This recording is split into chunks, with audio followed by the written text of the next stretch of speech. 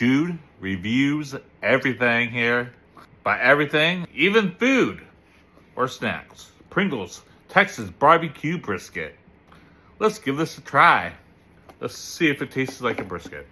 So first I taste is the barbecue. Then I taste the brisket. Probably not brisket, but it's probably the pepper on the brisket, to be honest.